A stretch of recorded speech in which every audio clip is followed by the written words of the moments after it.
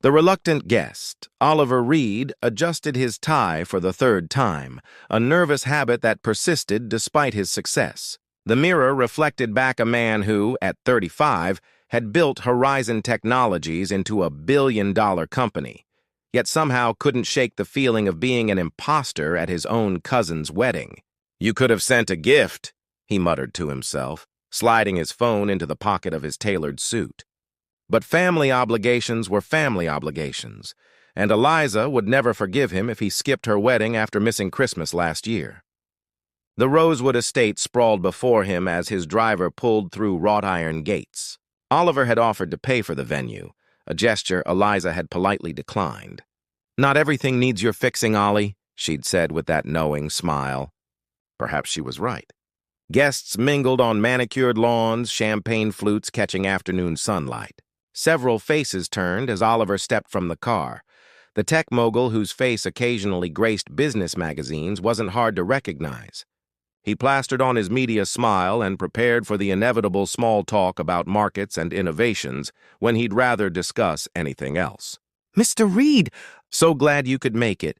The wedding planner intercepted him, clipboard in hand. "The ceremony begins in 30 minutes. Your seat is reserved in the family section." Oliver nodded his thanks and navigated toward the garden, where white chairs faced an elaborate floral arch. The setting was undeniably beautiful. Roses in blush and cream cascaded from stands, with delicate baby's breath adding softness. As he approached, he noticed a woman adjusting the flowers, her back to him. "Are these holding up in this heat?" Oliver asked, making conversation. When she turned, something unexpected happened. Her smile wasn't the polished, practiced kind he'd grown accustomed to receiving. It was lopsided, genuine, a slight dimple appearing on her right cheek. "They're troopers," she said, patting a rose gently. "Though between us, I've got backup arrangements if these faint before the bride does." She wore a sage-green bridesmaid dress that complemented her warm brown skin and dark curls pinned partially up. A small smudge of pollen marked her cheek, and she had no idea it was there. "You've got a little—" Oliver gestured to his own face. "Oh!" She wiped at the wrong spot entirely. "Did I get it?" Not exactly. He found himself smiling, actually smiling, not the practiced version. "May I?" She nodded, and he carefully brushed the yellow dust from her cheekbone with his thumb. "Thanks. Hazard of the job." She extended her hand. "I'm Sophie Winters, bridesmaid and emergency florist. Oliver Reed, cousin of the bride and just a guest." "Just a guest?" Sophie raised an eyebrow. "That's refreshing.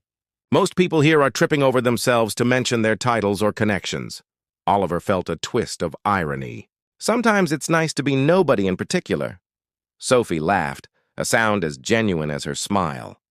"Well, nobody in particular, would you mind holding this ribbon while I secure this arrangement? My assistant is running late." For the next 15 minutes, Oliver found himself happily following Sophie's instructions, holding flowers and passing scissors. His phone buzzed several times in his pocket, but for once, he didn't feel compelled to check it. "You're surprisingly good at this," Sophie commented as they finished. "Ever considered a career change?" "What makes you think I need one?" "Everyone needs beauty in their life," she replied simply. "Even cousins of brides who are just guests." The wedding coordinator called for the bridal party, and Sophie gave him an apologetic smile. "Duty calls. Save me a dance at the reception?" Before Oliver could answer, she was gone, hurrying toward the bridal suite. He watched her go, realizing with surprise that for the first time in years, he was looking forward to a wedding reception. As the ceremony began and Eliza walked down the aisle, Oliver found his gaze drifting to the line of bridesmaids. Sophie stood third from the left, her eyes bright with unshed tears of joy for her friend. When she caught him looking, she gave him a tiny conspirator's wink. Oliver settled back in his chair, suddenly glad he had come. Perhaps this weekend wouldn't be the obligation he'd expected after all. Conversations by candlelight. The reception was in full swing when the first rumble of thunder rolled across the evening sky. Oliver glanced up from his untouched slice of wedding cake as conversations momentarily paused around him. Just a summer storm, someone reassured nearby.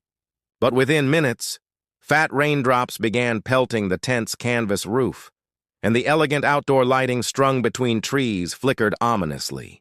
The wedding planner's professional composure slipped as she hurried past Oliver's table, speaking urgently into her headset.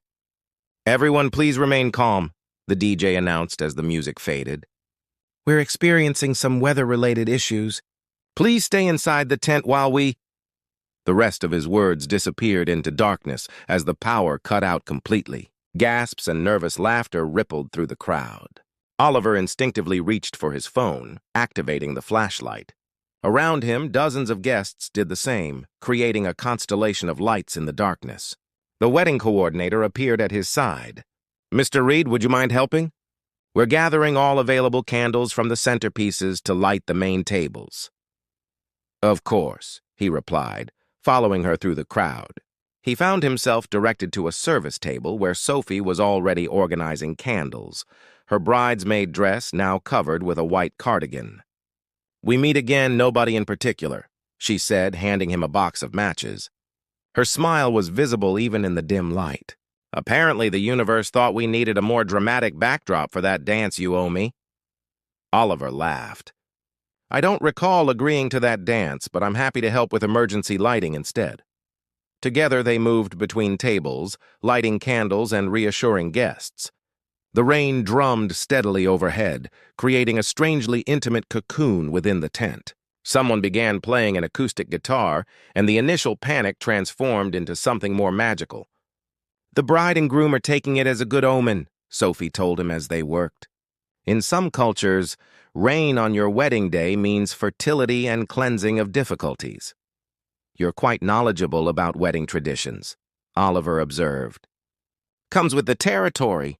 I own a flower shop that specializes in weddings," Sophie explained. "Florists hear everything, hopes, fears, family dramas." "And what's your favorite part of the job?" he asked, genuinely curious. Sophie considered this as she lit another candle. "The moments before everything starts. When the flowers are perfectly arranged and there's this anticipation, possibility." She looked up at him. "What about you? What do you do when you're not being just a guest at weddings?" Oliver hesitated. This was usually where conversations changed, where the person he was speaking with suddenly saw dollar signs instead of him. "I work in technology," he said simply. "Problem solving." "That's deliberately vague," Sophie replied, her eyes narrowing playfully. "Maybe I'm a deliberately vague person." "I don't believe that for a second." She handed him another candle. "Nobody who helps strangers in the dark is vague. They're just careful about what they reveal." The rain intensified, and a staff member approached them with concern. "The path to the kitchens is flooding. We need help moving some supplies." For the next hour, Oliver found himself rolling up his sleeves alongside Sophie, forming an impromptu brigade to relocate desserts and gifts to higher ground. What should have been tedious work became surprisingly enjoyable as they fell into an easy rhythm of conversation. She told him about growing up in a small coastal town, about studying botany in college before apprenticing with a master florist, about her tiny apartment above her shop, where her collection of rare plants threatened to take over. He shared stories of his travels, carefully edited to exclude mentions of private jets and luxury hotels, focusing instead on the people he'd met and lessons learned. When the work was done, they found themselves at an abandoned table near the edge of the tent, surrounded by half-melted candles. The rain had softened to a gentle patter, and most guests had adapted to the romantic ambiance, dancing to acoustic music or gathering in intimate conversations. "Your cousin looks happy," Sophie observed, nodding toward the dance floor where Eliza and her new husband swayed, foreheads touching. "She deserves it," Oliver replied. "She's always believed in happy endings, even when I thought she was naive." "And you don't?" Sophie asked, turning those perceptive eyes toward him. Oliver considered his answer. "I believe in building something solid. Endings are unpredictable, but foundations matter." Sophie smiled slowly. "That's the least romantic, most romantic thing I've ever heard." A comfortable silence fell between them as they watched the dancers. When Sophie shivered slightly, Oliver removed his jacket and draped it over her shoulders without thinking. Such a gentleman, she teased, but pulled the jacket closer. Don't tell anyone, he replied. I have a carefully cultivated reputation for being emotionally unavailable. Sophie laughed, and Oliver found himself memorizing the sound, warm and uninhibited. When the light suddenly flickered back to life, they both blinked in the brightness, as if waking from a shared dream. Power's back! The DJ announced to cheers. Sophie returned Oliver's jacket, their fingers brushing briefly. I should check on the bride. Thanks for making a power outage surprisingly enjoyable. As she walked away, Oliver realized he hadn't asked for her number or last name. In a room full of people who would have networked aggressively given the chance, he'd spent the evening in conversation with perhaps the only person who had no idea who he really was, and somehow that made her the only person he wanted to see again. Part 3. Morning after clarity. Oliver woke to sunlight streaming through curtains he'd forgotten to close. For a moment, he stared at the unfamiliar ceiling of his hotel room, memories of the previous night filtering back. Candlelight, laughter, Sophie's smile as she disappeared into the crowd after the power returned. His phone showed 17 missed calls and 32 emails. The world continued spinning even when he stepped away for a night. As he scrolled through notifications, a text from Eliza appeared. Leaving for honeymoon now. Thank you for helping during the blackout. Sophie mentioned you were her knight in shining Armani. She's good people, Ollie. Don't overthink it. Oliver set the phone down, running a hand through his sleep-mussed hair. His cousin knew him too well. He was already overthinking it. Over room service coffee, Oliver found himself doing something he hadn't done in years, searching for someone on social media. Sophie Winter's Florist yielded immediate results. Winter's Botanical, a small but well-regarded flower shop in Portland, about 2 hours from where he lived in Seattle. The website featured elegant arrangements and a brief About section with a photo of Sophie smiling among flowers, looking exactly as genuine as she had last night. The rational part of his brain, the part responsible for building Horizon Technologies from nothing into a company valued at billions, noted all the practical problems. He lived in Seattle. She was in Portland. His life was a whirlwind of meetings, decisions, and responsibilities. Hers revolved around seasons and celebrations. Most importantly, she had no idea who he really was. That last thought gave him pause. When was the last time someone had spoken to him without agenda or preconception? Last night's conversation replayed in his mind. How easily they'd talked, how she'd challenged him without even trying. Oliver was not impulsive by nature. Every major decision in his life had been calculated, risks weighed against potential rewards. But as he stared at his reflection while knotting his tie, he couldn't ignore the simple truth. He wanted to see Sophie Winters again. The question was how. He could easily find her contact information, send an extravagant arrangement to her shop, or have his assistant arrange a coincidental meeting. The old Oliver would have controlled the variables, approached the situation like a business negotiation, but something about that felt wrong now. Sophie deserved better than strategies and calculations. At checkout, Oliver spotted the wedding planner in the lobby, supervising the collection of gifts and decorations. Excuse me, he said, approaching her. I was wondering if you could help me with something. 20 minutes later, he left the hotel with a simple note written on hotel stationery folded in his pocket. The wedding planner had promised to include it with Sophie's bridesmaid gift. Nothing elaborate, just his first name and phone number with a message. I enjoyed our blackout conversation. Coffee sometime? As his driver navigated the countryside roads back toward the city, Oliver watched the Rosewood estate disappear in the rearview mirror. He felt strangely vulnerable, a sensation he hadn't experienced in business or personal life for years. The note might go unanswered. Sophie might not be interested. He had given her the choice, with no pressure or expectation. His phone rang, his CFO calling about a potential acquisition they'd been discussing for months. Oliver took a deep breath and answered, slipping back into the role of CEO, pushing thoughts of candlelit conversations temporarily aside. The week that followed was a blur of meetings and decisions. Oliver found himself checking his phone more often than usual, a habit he recognized as both hopeful and ridiculous. By Friday, he had convinced himself the note had been lost or discarded, and he immersed himself in work to ignore the unexpected disappointment. Which is why, when his phone buzzed with an unknown Portland number late Friday afternoon, it took him a moment to process the message that appeared. "Is this the emergency candle lighter and flower holder from the Woodson-Bailey wedding? If so, this is Sophie. I believe I was promised a rain check on that dance. Coffee works too, though."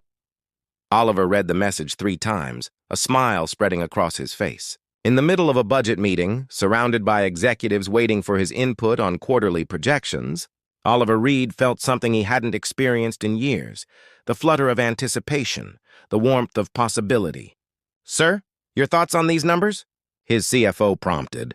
"I think," Oliver said, setting down his phone with newfound clarity, "we should always be open to unexpected opportunities." Blooms and Truths. Winters.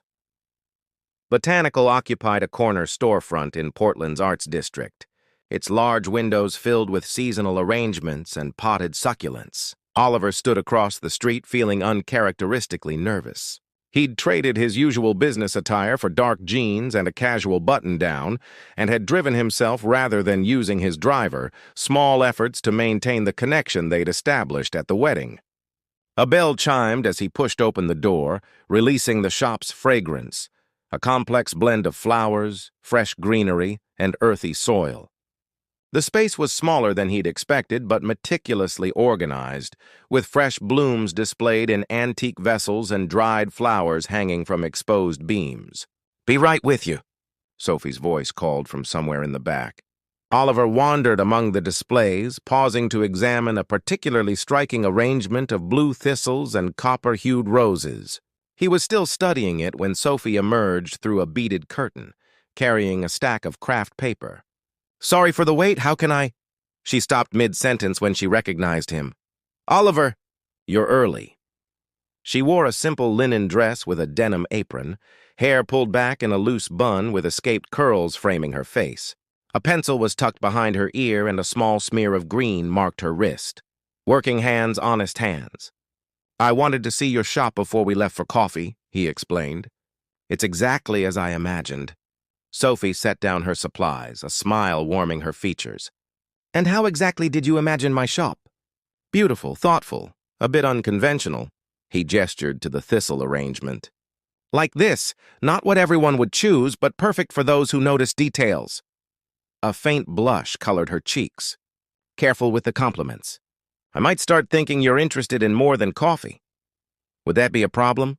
Oliver asked, surprising himself with his directness. Sophie considered him with those perceptive eyes. "I guess we'll find out. Let me grab my jacket." Over the next 3 weeks, coffee evolved into dinner, which led to walks through Portland's parks and gardens. Sophie showed him her favorite hidden spots in the city: a tiny bookshop specializing in botanical texts, a rooftop garden atop an old warehouse, a farmer's market where vendors greeted her by name. Oliver found himself making excuses to extend his stays in Portland, conducting video meetings from his hotel and delegating more than he ever had before. When he needed to return to Seattle, they spoke nightly, conversations flowing easily from childhood memories to philosophical debates. What he didn't discuss was the true nature of his work. Technology consulting was his carefully crafted explanation, vague enough to be truthful while obscuring the empire he'd built. Each time the subject approached his success, Oliver redirected, not yet ready to risk changing what was developing between them. On their 5th date, Sophie invited him to dinner at her apartment above the shop. Oliver arrived with a bottle of wine, taking the narrow staircase at the back of the building to her door. "Welcome to my jungle," Sophie greeted him, ushering him into a space that was indeed overrun with plants, hanging from macrame holders, crowding window sills, claiming corners and tabletops. The apartment was small but vibrant, with mismatched furniture and walls covered in botanical prints and photographs. "It's perfect," Oliver said honestly, handing her the wine. He'd chosen a mid-range bottle, fighting his instinct to bring the rare vintage his sommelier had recommended. Dinner was simple: homemade pasta with vegetables from a community garden where Sophie volunteered. They ate at a small table positioned near a window overlooking the street, knees occasionally brushing beneath the tablecloth. "So," Sophie said, refilling their glasses, "when do I get to see your place in Seattle?" "Fair exchange, don't you think?" Oliver's hand stilled momentarily. "My place is less interesting than yours." "I doubt that." She twirled pasta around her fork. "I bet it reflects you somehow. Minimalist but comfortable. Good coffee machine. Probably a view." Her accuracy was unsettling. "The view is decent," he admitted. "Mostly of the sound?" Sophie tilted her head. "You know, for someone so engaging, you're remarkably evasive about certain things." There was no judgment in her tone, only curiosity. Oliver set down his fork. The moment he'd been avoiding had arrived, and suddenly he couldn't remember why he'd been so careful. Sophie deserved honesty.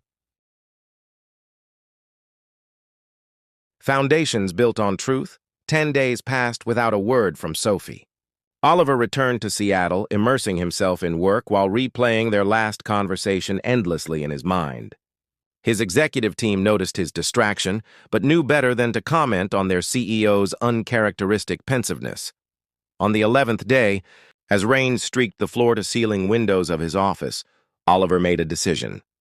He canceled his afternoon meetings, told his assistant he'd be unreachable, and drove himself to Portland through the persistent drizzle.